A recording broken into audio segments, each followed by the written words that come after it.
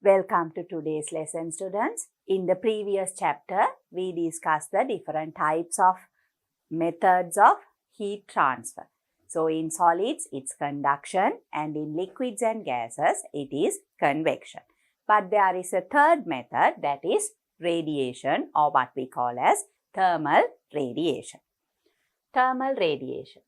You will be able to understand that it is not due to either conduction or convection that you feel the warmth near a burning fire. Because when there is a fire burning, if you touch fire or if you are in contact with the fire, you can hurt yourself or you will hurt yourself. So what we normally do is we hold our hands slightly away from the fire, but still you feel the warmth. So there is no contact between the hot object or the fire and yourself. So that means heat has to transfer through this space. So that process is what is known as thermal radiation. Then it must be through another means that heat has transferred.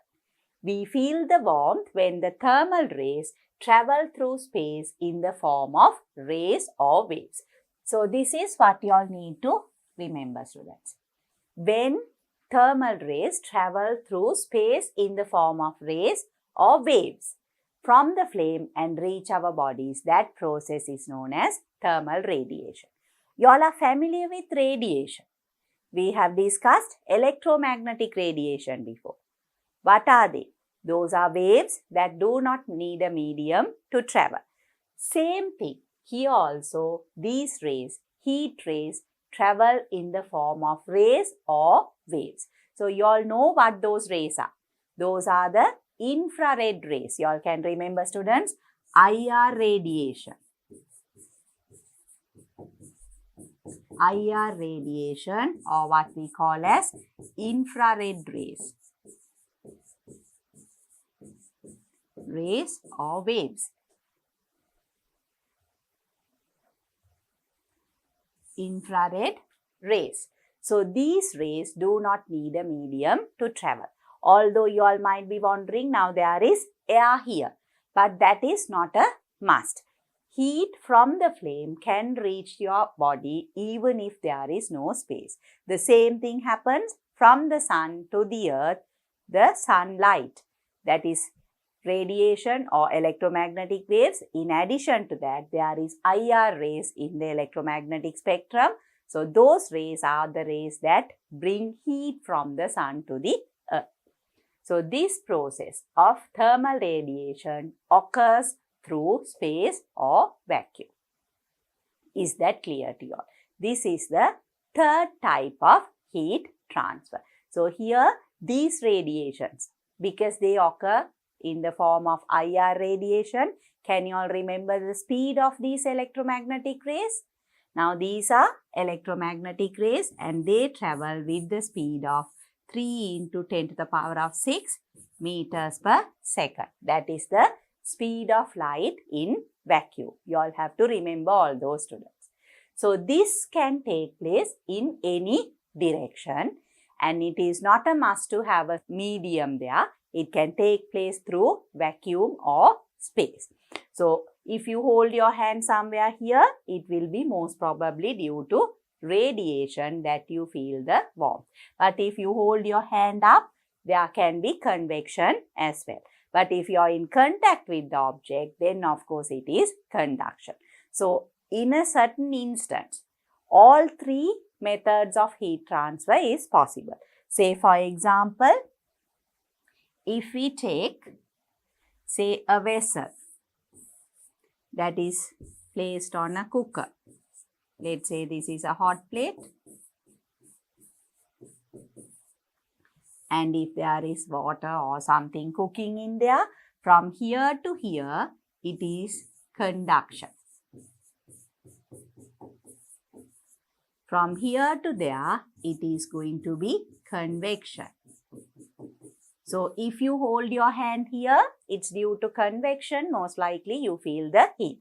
But this way, in all these directions, even on the other side, it's going to be radiation.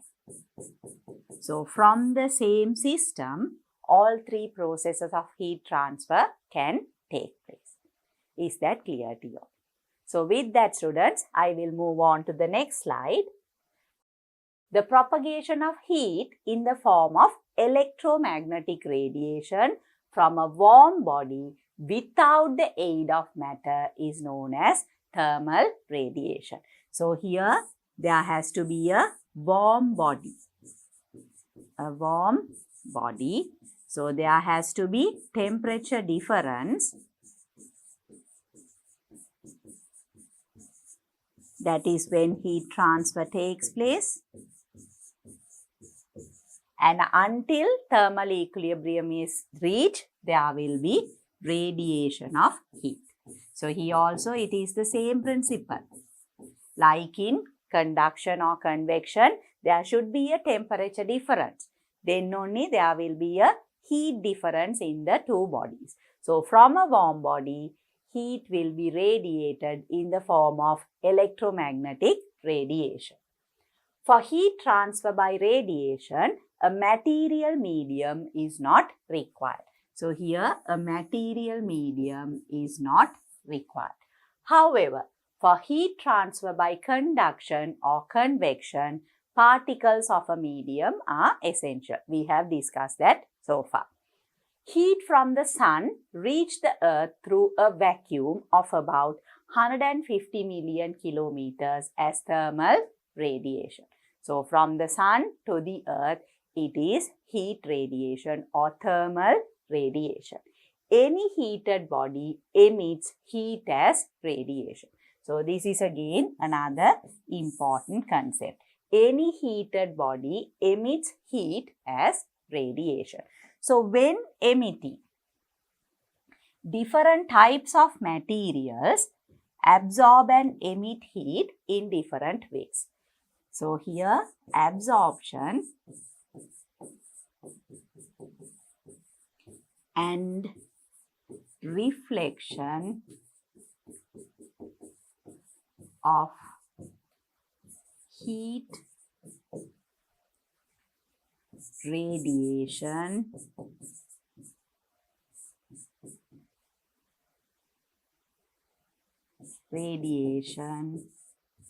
depends on the nature of the surface, color,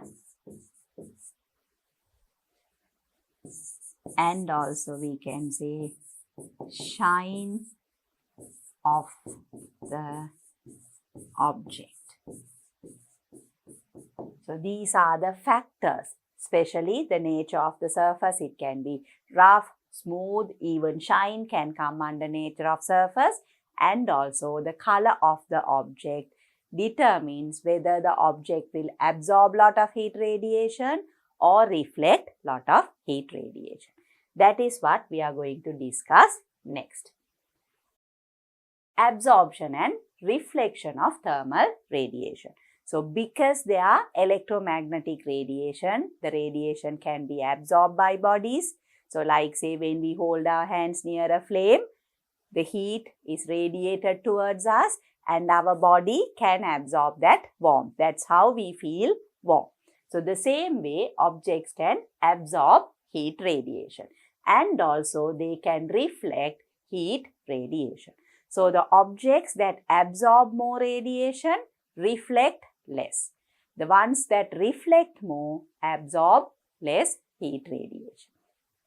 So when thermal radiation is incident on an object, that is when thermal radiation falls on an object, part of the radiation is absorbed by the object while another part is reflected.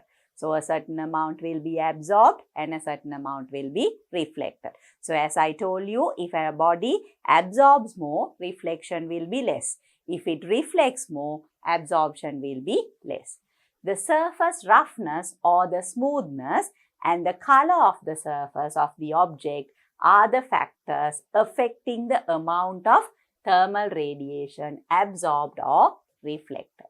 So let's say when we say color, we have a black color object and we have a white color object. Now this black color object or black color absorbs more thermal radiation. So black absorbs more thermal radiation.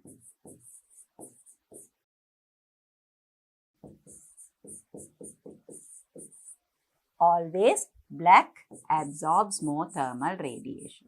That is why when you wear dresses, the black color dresses or very dark color, not only black, even dark color, black or dark color dresses during the daytime, if the day is very warm, you also feel more warmer compared to wearing a white colored uniform. That is why most of the schools, they use white colored uniform to reduce the absorption of heat so that your body feels more comfortable on a very warm day. Comparatively, you feel comfortable. So, black color or dark colors, they absorb more heat radiation. So, how about the reflection of thermal radiation? It will be less. Reflect less. Less radiation. Then the other one. Now, this is black or dark color absorbs more, white or light colors absorb less, so they reflect more. Then how about the roughness and smoothness?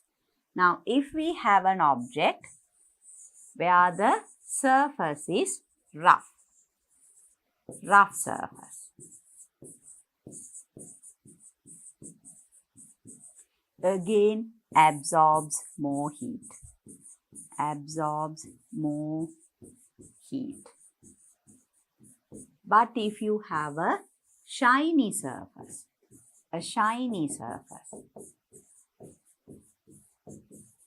normally what objects have shiny surfaces? Usually the metals have a very shiny surface. So example, metal surfaces or metals we can say, they reflect more thermal radiation.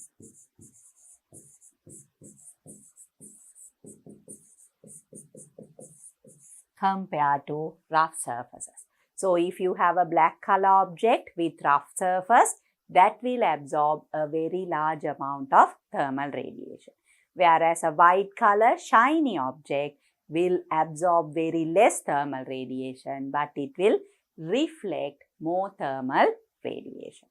So, if we summarize all these together, depending on the roughness or the smoothness and the color of the surface of the object, then we can come to these following conclusions. So, if we summarize this, absorption of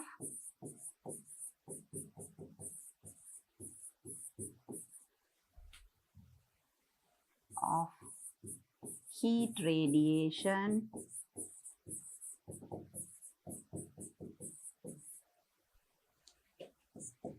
is high in dark and rough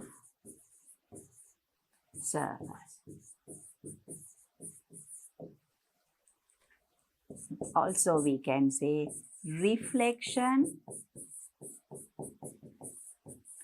of thermal radiation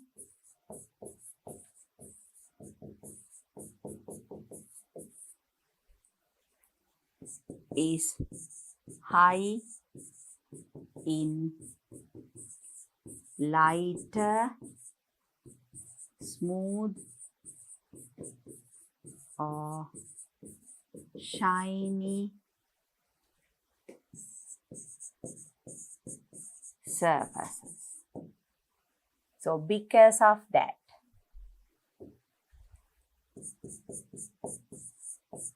black colored and rough surface absorb high amount of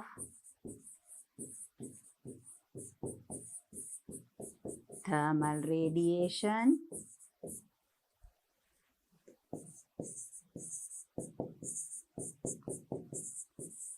and reflect less amount of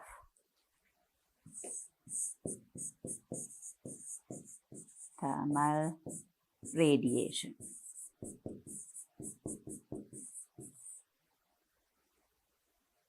And finally,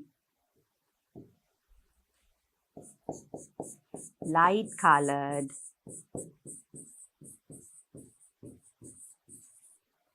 shiny surfaces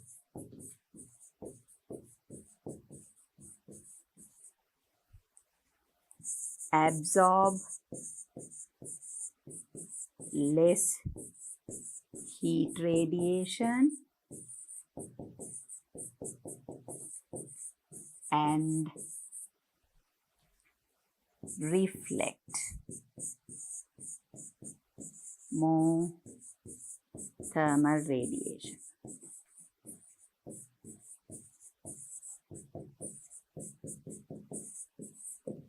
Thermal radiation and heat radiation refer to the same thing, so you can use any term. So what I explained to you all is what is given to you as a summary. Absorption of heat radiation is high in dark and rough surfaces. Reflection of thermal radiation is high in lighter, smooth or shiny surfaces. So therefore, black colored and rough surface absorb high amount of thermal radiation and reflect less amount of thermal radiation. And light colored shiny surfaces absorb less heat radiation and reflect more thermal radiation. So this is what you have to remember regarding thermal radiation. So to understand that, students, there is an assignment given in your textbook. We will try to design an activity and understand how this concept works. So assignment. Design an experiment to find out from which out of dark, white and shining surfaces that thermal radiation is most effectively absorbed. Write down the conclusions you can draw based on your observations. So think of a method to carry out this activity. I will give you all one method. This is something that you see in your day-to-day life also. If there is a piece of metal, a sheet of metal somewhere, you know one thing, metals have very low specific heat capacity. Because of that, metals absorb heat more, and also because they have a shiny surface, they tend to reflect thermal radiation more. So if you are standing next to a metal sheet during a sunny time, during the sunny time, daytime, you feel the heat more. Whereas if you stand next to a dark colored surface which has a rough wall, let's say a rough wall with dark surface, it will be more cooler. So that is because the dark surface absorbs heat but does not reflect, whereas the shiny metal surface reflects more heat radiation. So using that concept, we will try to design an activity here.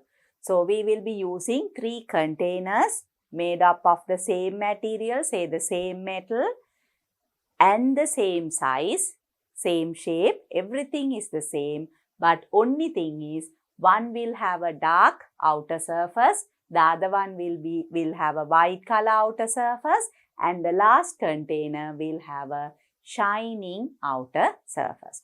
That will be the only difference. So 3 containers. This is what we are going to do. So we have 3 containers.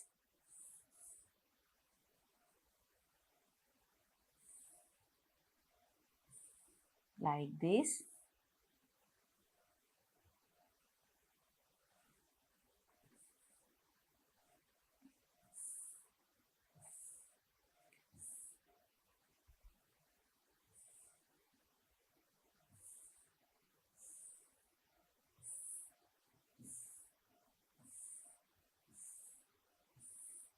So 3 containers, dark, white,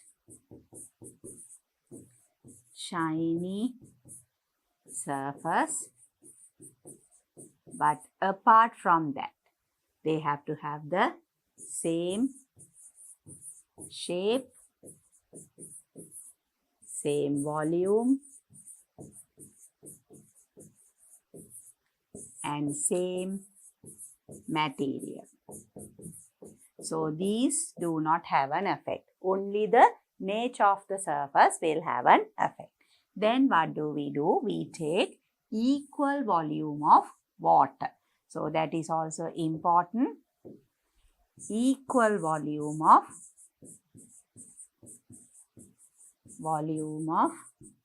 water. And what do you need to do? You need to place this in an area where there is sunlight falling. Most probably direct sunlight would be ideal, and it has to fall equally on all 3 containers with equal volume of water. And also you need to have a thermometer there. So in all 3 we have a thermometer. So you take the initial temperature of the water inside all the 3 containers. They have to be equal because it is at room temperature. And also the volume, all the factors are equal except for the nature of surface. Then you place them in direct sunlight, one next to the other. They should not be touching each other, but they have to be exposed to almost equal amount of sunlight. And then what you do is, you need to take the temperature reading at, let's say, 2-minute intervals for about 30 minutes. It depends on the amount of sunlight falling. If you feel it's very, very warm and the temperature is changing very quickly, maybe you can take the temperature reading at 5-minute intervals for 30 minutes. It depends. So, but whatever it is, you have to have a certain time period and you have to record the temperature readings at regular intervals. And all 3 have to be recorded as a table. Then you can compare and see in which container water becomes warmer more quickly and in what container water becomes hot very slowly. From that, you can come to a conclusion regarding the ability for these 3 surfaces to absorb and reflect heat. So then, if we write down the process. So here, they want you to write down the conclusions as well and how you do the activity. First, if we write down the activity. So, materials needed.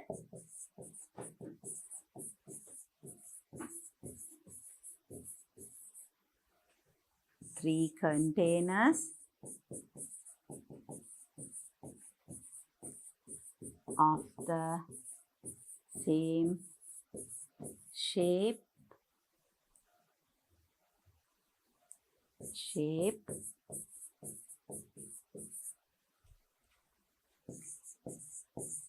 and size with different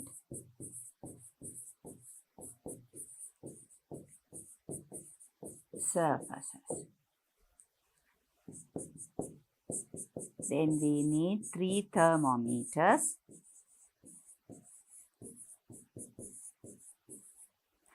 and water. That also 3 equal volumes. Then what do you do? The method take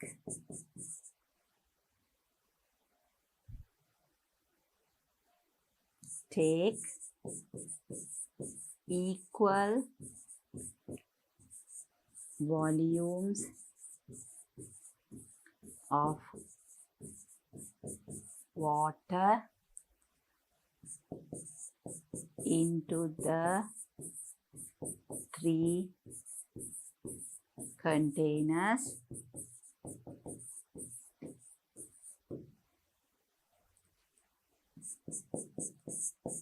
close the lids.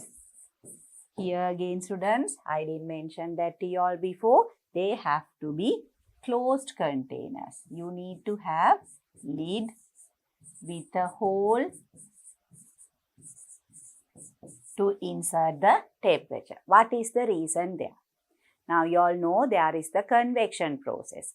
When water becomes hot, heat will be transferred from water to air above it. So because of that, if this is an open container, the air can rise up. Due to convection, it can rise up. That can affect the increase in temperature of water.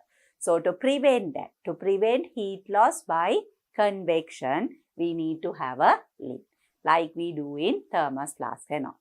So here also we need to close the lid. So we close the lid, insert the thermometers,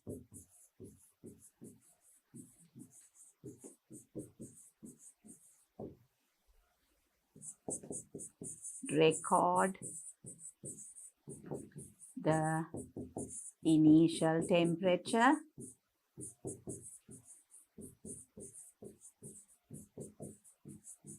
of water in all three containers.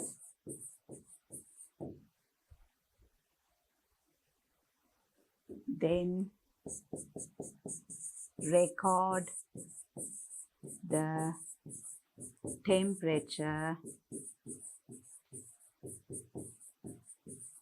at 5 minutes, or we can say 2-minute time intervals for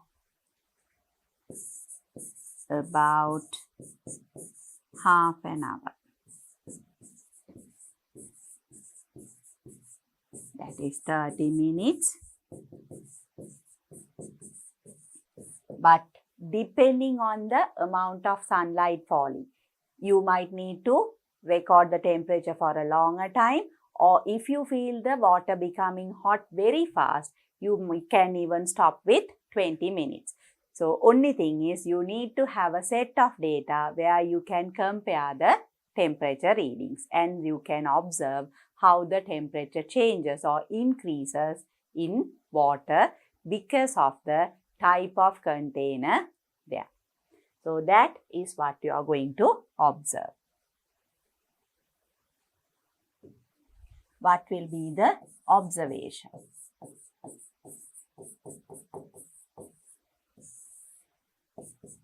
What will be the observation? In the dark color container, temperature rise will be more. So, increase in temperature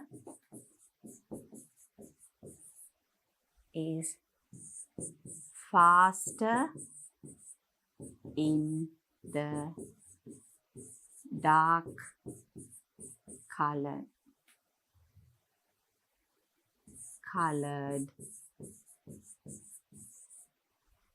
container.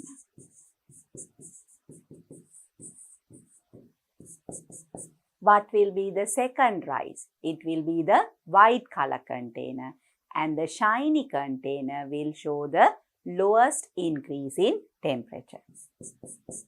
Lowest in the container with shiny surface. So from these three observations, what can you all conclude? So the temperature increases faster in the dark colored container. In white, there will be a certain amount of increase, and the lowest increase will be seen in the container with the shiny surface. So from that, what can you say? The dark color container has absorbed more heat. That is why there was more heat transferred to water. Water increases in temperature higher. Whereas the shiny surface reflects more thermal radiation. Because of that, less thermal radiation is absorbed. Therefore, less amount of heat is applied to water and the increase in temperature is less.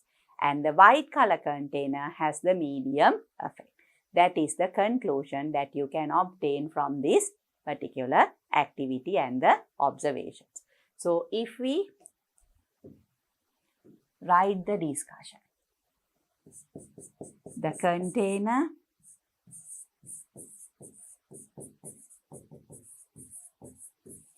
absorbs and reflects heat radiation. The absorbed heat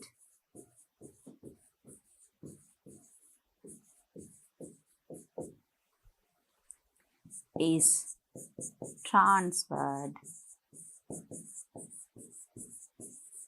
to water. Therefore,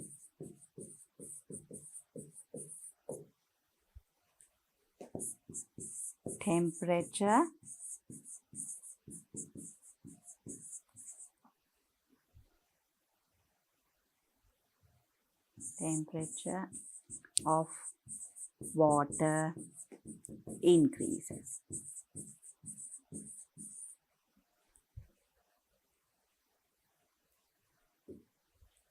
With time. Increase in temperature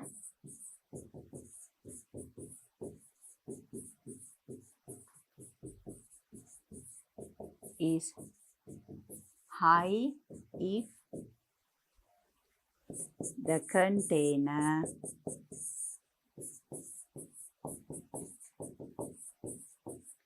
absorbs more heat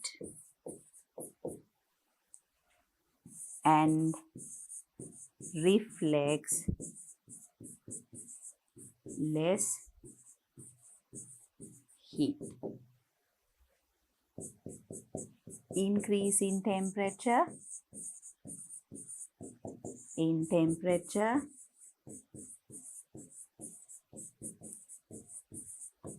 is less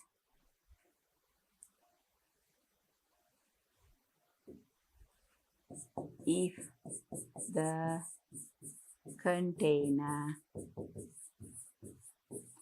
absorbs less heat and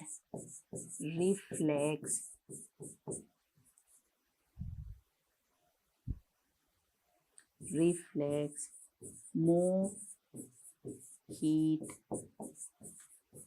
radiation. So therefore, as conclusion, we can say dark surface absorbs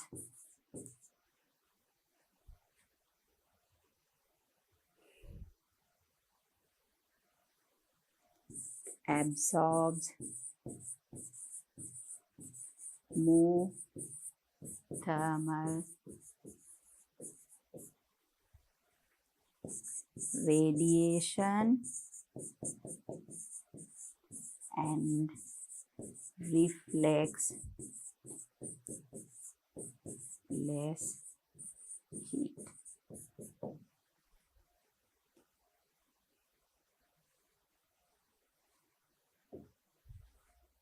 That is one conclusion.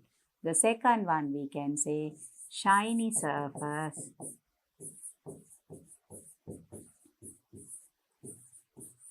absorbs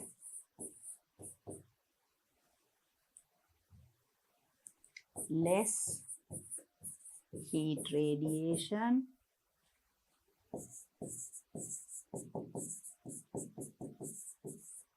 but reflects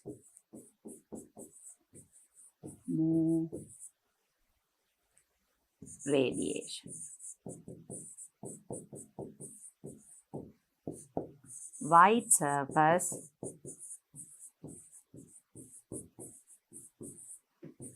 absorbs moderate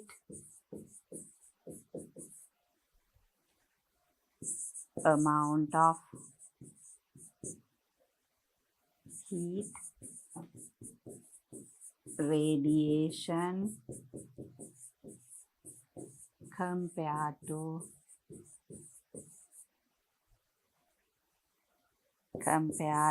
the other two.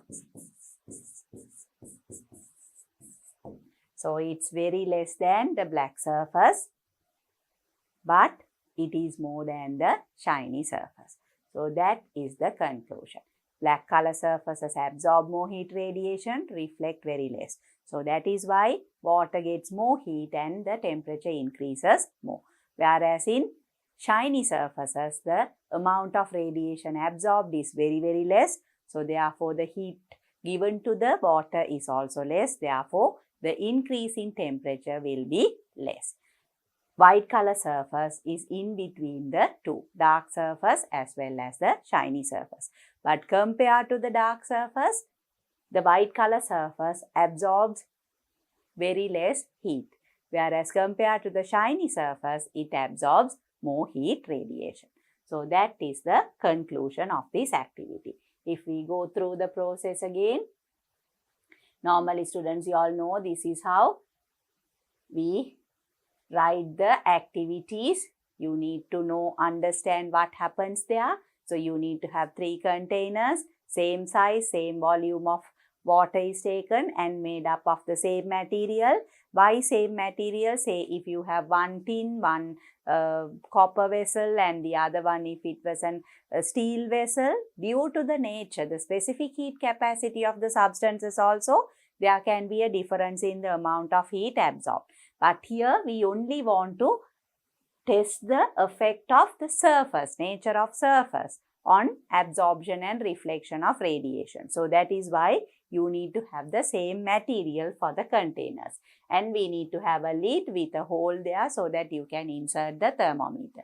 And the lid prevents heat loss to the environment by convection.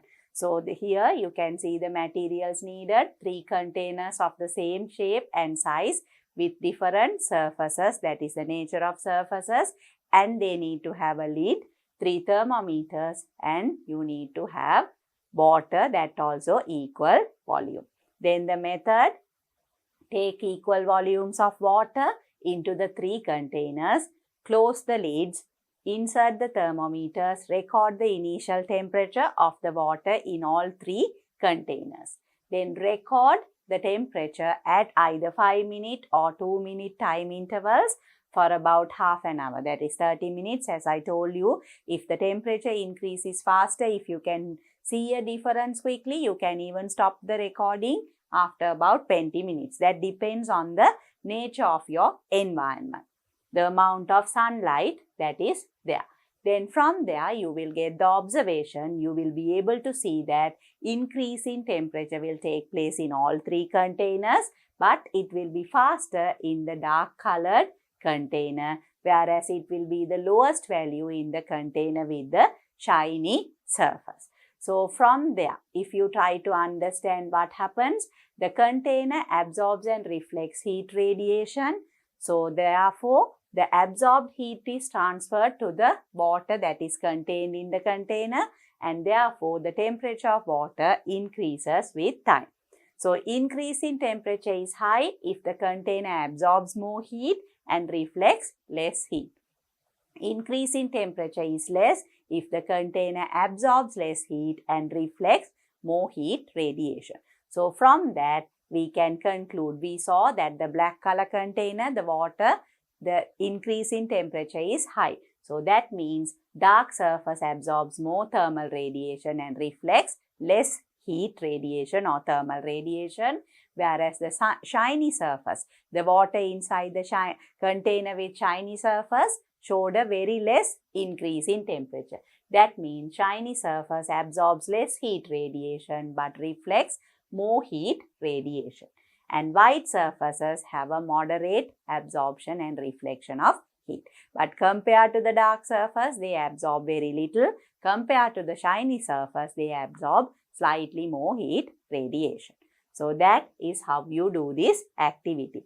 Not only this activity, students, we have so many examples in our day-to-day activities. We use many utensils for different purposes, then the clothing, all these based on the nature of the substance or the surface as well as the color to absorb and reflect thermal radiation.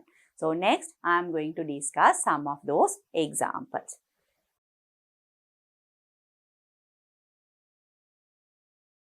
Situations where thermal radiation is important.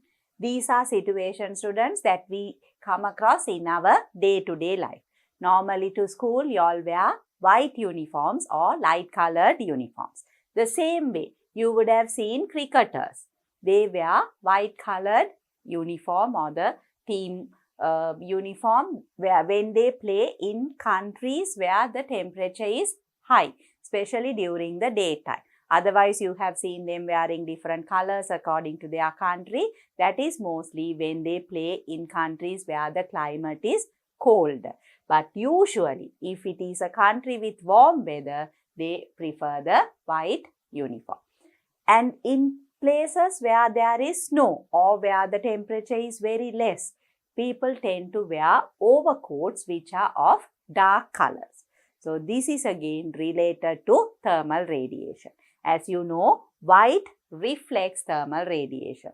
So, helps to keep the body a bit more cooler during a warm weather. Whereas the dark color, it absorbs more heat radiation. So, it helps to keep the warm during the cold environment.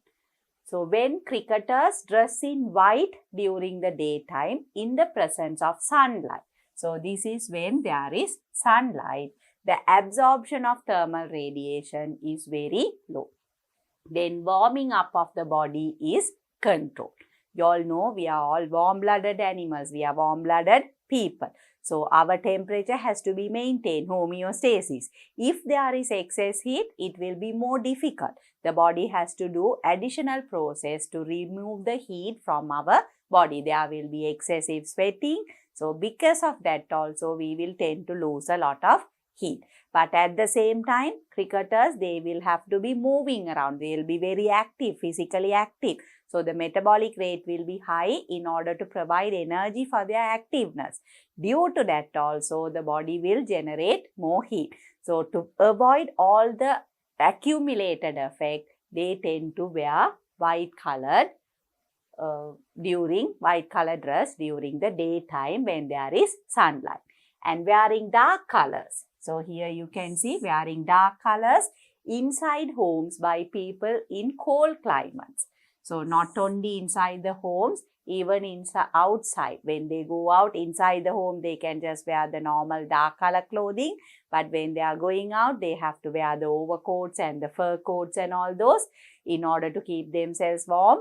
In that also, all those are made up of dark colors. So, in cold climates, increase the absorption of thermal radiation, and this helps to maintain the body temperature. So, two opposite instances. White color to have more heat radiation so that absorption of heat is less. Black color to absorb more heat so that the body will be kept warmer. Like that. We have some more examples. Again, another example, if the cooking utensils. Now, here you can see placed on cookers are black in color. So, from the cooker, heat is generated. It has to be transferred to the cooking utensil or the vessel. And if the surface is black in color. Now, say if you have a vessel like this. Now, here this is where you provide heat. The vessel is here. Here it is going to be through conduction. But there will be heat radiation on the other side also. And if this is going to be a black color surface, that will absorb this heat radiation, because heat radiation occurs in all directions. So, their heat radiation is also absorbed. That means you can cook the food more efficiently. So, that is why they have all these black colored surfaces. Here, of course, it is shiny, that is the metal that is in contact with the cooker. So, there it is through conduction heat is transferred. So, metals have low specific heat capacity. They absorb heat quickly, the temperature increases faster, and also they tend to transfer or conduct heat quickly. They are very good conductors. So, this part, the metallic part, conducts heat easily to the food, whereas the thermal radiation is absorbed by the black color surface. That is why the cooking utensils are black in color. One reason. Then another example, similar to the previous one, here you have seen these are a type of thermos flask, or what the water bottles that you use to take to school, where you take cooler liquids. So, here this is also a type of thermos bottles, but you can see these surfaces are shiny. How does that help? Now, say if you have a cool liquid inside, you need to retain the temperature. It shouldn't become warm. So, what happens is the shiny surface reflects the radiation. It reflects radiation. So, even though the environment temperature is warmer, heat will not be absorbed into the container. So, the cool liquid inside will remain cool.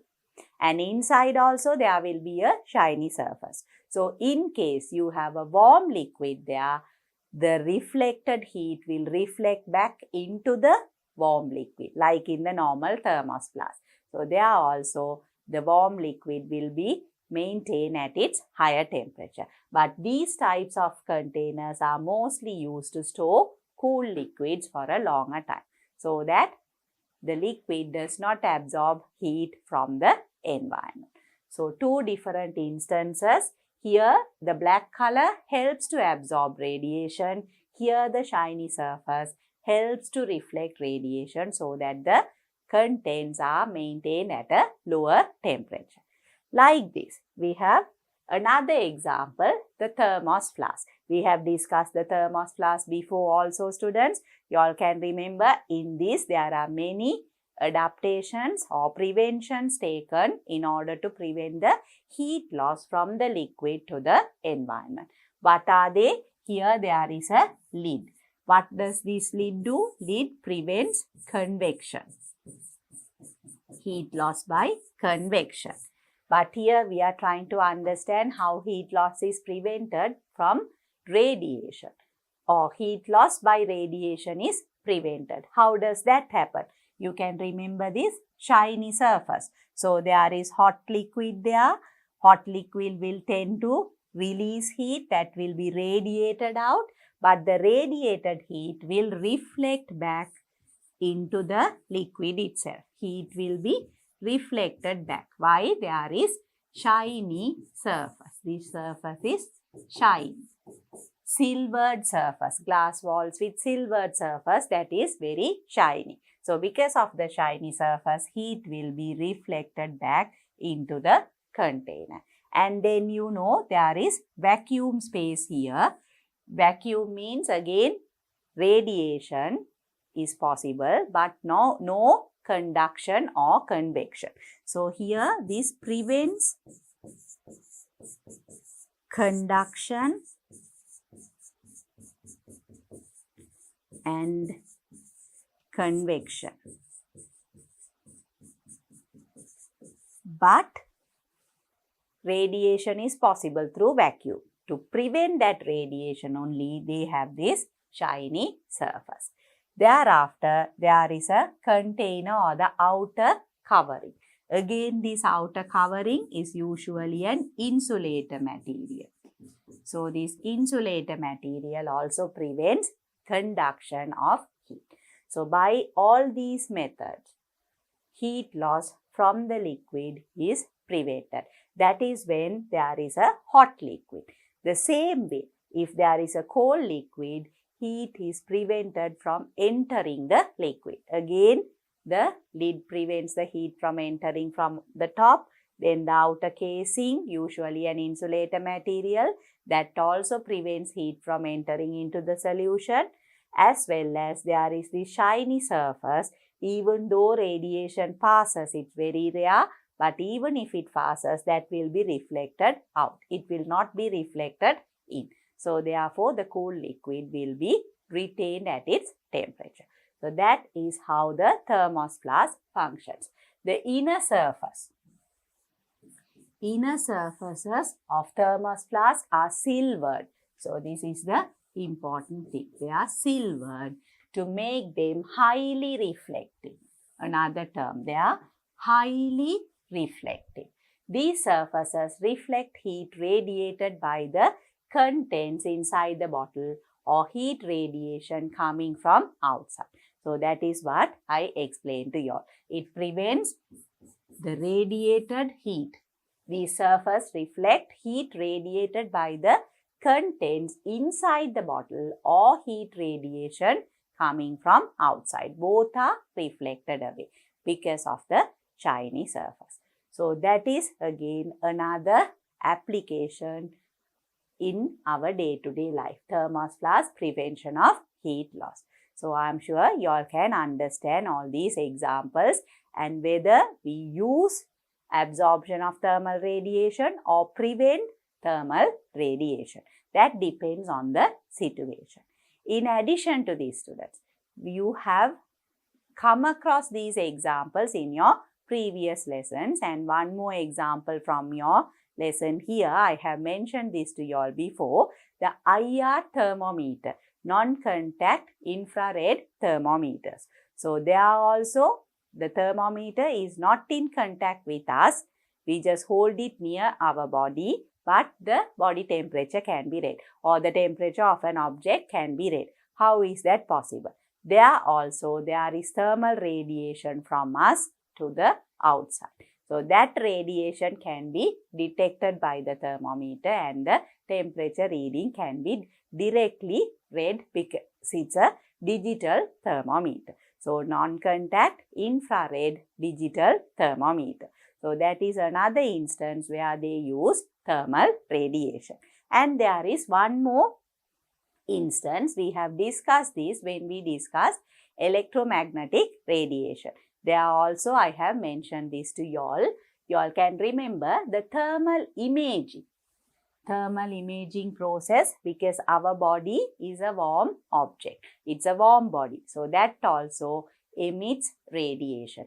And if we are healthy, the way the radiation is emitted is in a certain manner. But if we have some effect or defect or a disease, then the way the body emits this heat radiation changes. And that can be imaged. You all know that is thermal imaging. And by observing the thermal image, they can diagnose the disease and give proper treatment. So this is the thermal imaging process used in the field of medicine for diagnosis purposes. The same way, the body of animals also reflect or radiate heat energy.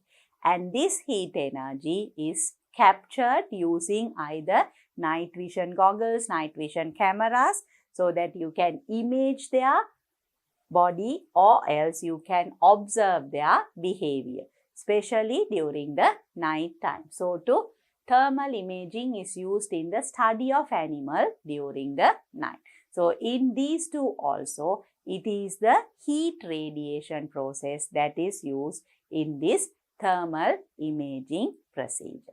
So I am sure you can remember that as well.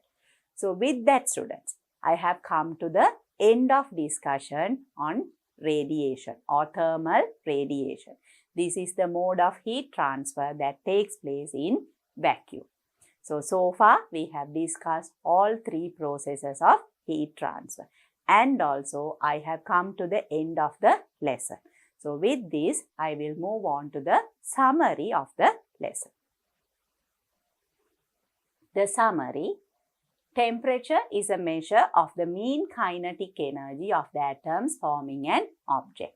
So all these terms are very important. Temperature, mean kinetic energy. So because the particles of an object are always moving, they possess kinetic energy, and the average or the mean kinetic energy of the atoms is what we call as heat energy or thermal energy. And the measure of this thermal energy is done by temperature. The instrument that is used to measure temperature is the thermometer. And we have discussed different types of thermometers. The glass mercury thermometer, glass alcohol thermometer, then the clinical thermometer, digital thermometer, as I mentioned now, the non-contact IR thermometer, and also I have mentioned to you all the thermostat, which is used to measure temperature from a different place. Because the temperature is very high, without being in contact, you can get the temperature reading. So different types of thermometers. And there are different units or scales to measure temperature. The units used to measure temperature are degrees Celsius, then we have degrees Fahrenheit and Kelvin. And out of those, Kelvin is the standard unit of measuring temperature. The international unit of measuring temperature is the Kelvin. And you all can remember the symbol capital K. In all these three, we use capital letters. Why? Because all these symbols or the units or the scales were named after different scientists. So they have to be written in capital letters. Then heat is the energy transferred from one object to another object due to the temperature difference between them.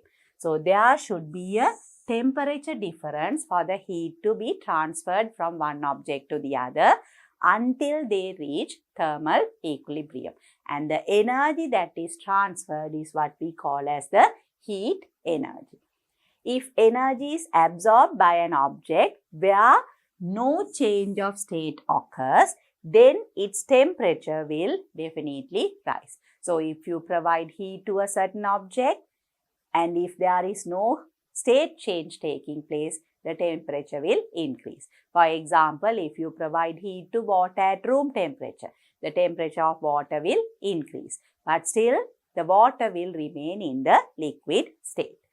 If energy is released by an object where no change of state occurs, then its temperature will definitely drop. So here the temperature rises, here the temperature drops. So here we are taking out heat or energy is being released by an object and there is no change in state, therefore the temperature will decrease. So if there is an object at high temperature and if there is an object with low temperature and when they are in contact with each other, the object with high temperature will lose or release heat. Therefore, the temperature of that object will drop. At the same time, the object that has lesser heat will absorb the heat energy. Therefore, there will be increase in temperature. We have done this using an activity. We observe this using the activity, a hot iron piece put into water. So that is what is explained here. Then I will move on to the next slide where we discuss heat capacity. Heat capacity, you all can remember, is given the symbol capital C of an object is the amount of heat required to increase its temperature by 1 temperature unit. It can be 1 degree Celsius or 1 Kelvin. Here we don't consider the mass of the object. So here heat capacity depends on the mass as well as the nature of the object, capital C. And you all can remember units of heat capacity, joules per Kelvin or joules per degrees Celsius. And you can remember, students, when we consider the change in temperature, kelvins and degrees Celsius have the same magnitude. So that is why you can have the unit as either joules per Kelvin or joules per degrees Celsius. And then we have the specific heat capacity, that is given the simple C. Here it is capital C, here it is simple c. Of an object is the amount of heat required or released to increase or decrease. If the heat is required, that means temperature will increase. If the heat is released, that means the temperature will decrease. So, specific heat capacity, that is simple C, of an object is the amount of heat required or released to increase or decrease the temperature of a unit mass of the object by 1 temperature unit. So, here we consider the unit mass of the object. So, that is why the units for measuring the specific heat capacity becomes joules per kilogram per Kelvin. Unit mass, unit temperature.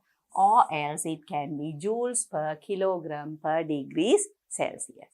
So, unit mass, unit temperature change. Heat capacity is equal to C, that is equal to M into simple C, specific heat capacity of the object. So, when you multiply specific heat capacity by mass, you will get the heat capacity of the object.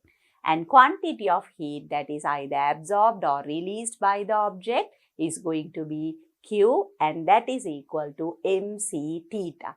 M is the mass of the object, C is the specific heat capacity of the object, and theta is the change in temperature. And you all can remember, students, always we take the change in temperature as final minus initial temperature. So, if it is a positive value, that means the temperature increases. If it is a negative value, that means the temperature decreases. So, therefore, if you get a positive value for Q, that means the object is absorbing the heat. And if you get a negative value for Q, that means the object releases heat. That is how you identify the heat change, just by looking at the value. So, then we have latent heat. When there is a state change taking place, you will need to supply heat, but there will be no change in temperature. So, the amount of heat that is absorbed is going to be the latent heat. Latent heat is the amount of heat absorbed or released in a change of state of a substance without changing its temperature. So, here the important thing is there will be a change of state, but without changing temperature. That is where we discuss latent heat. And there you know different types of latent heat depending on the change of state. If it is fusion or melting, we call it the latent heat of fusion. If it is boiling, latent heat of vaporization. So, therefore, different objects have different specific latent heat values. So, specific latent heat capacity of fusion is the heat required to convert a unit mass of a solid at its melting point into a liquid at the same temperature. So, you have a unit mass, it is at its melting point. For the unit mass to be converted from the solid to the liquid, it needs to absorb heat. Why? Because the intermolecular attraction or the intermolecular bonds present in the solid have to be broken so that the particles move away from each other and become the liquid. So, that amount of heat is the specific latent heat capacity of fusion. So, with that, students, I am going to move on to the next slide. Specific latent heat capacity of vaporization is the heat required to convert a unit mass of a liquid at its boiling point into a vapor at the same temperature. So, here also there is no temperature change, but there is a state change from liquid to gas, and the amount of substance is a unit mass. You provide heat, but there is no temperature change, so it is the specific latent heat. So, the ability of the object to absorb the heat for the heat state change is the specific latent heat capacity of vaporization. Then the unit of specific latent heat capacity is joules per kilogram. Why? Because there is going to be no temperature change, but heat is going to be absorbed and for a unit mass. That is why it is joules per kilogram. Then the increase in length, area or volume taking place when an object is heated up is known as thermal expansion. We have discussed the thermal expansion taking place in solids, liquids and gases. It can be either the increase in length, area or volume. And heat transfer is the flow of heat from one point at a higher temperature to a point at a lower temperature. So for a heat transfer to take place, there should be an object with higher temperature and an object with lower temperature. And the heat transfer will take place until thermal equilibrium is reached. That is, until the objects become equal in their heat content. The three methods of heat transfer are conduction, convection and radiation. The three methods. Conduction takes place in solids, convection in liquids and gases, and radiation through vacuum. Conduction is the forward flow of heat through any material by heating up of the constituent particles one by one in succession. So, you all can remember due to vibration of particles how the heat conducts from one end to the other end of a metal rod. Then convection. Convection is the flow of heat by the upward motion of particles by decreasing the density when liquids or gases are heated up. We have observed this using potassium permanganate in water being heated up. Then radiation is the flow of heat from a heated body in the form of electromagnetic waves without the aid of a material medium. So that is the last method or the third method of transfer of heat. So that is all for the summary. So in this lesson, students, we started off with temperature, then we discussed the different types of thermometers, then we looked at what heat transfer is, specific heat capacity, then thermal expansion, how it takes place in different medium, solids, liquids and gases, how it is used in our day-to-day life, how it is helpful to us. Then we discuss the different methods of thermal radiation, thermal conduction and convection. That is the processes of heat transfer. So with that, I have come to the end of this lesson. And after this, in the next chapter, I will discuss the questions given in your textbook.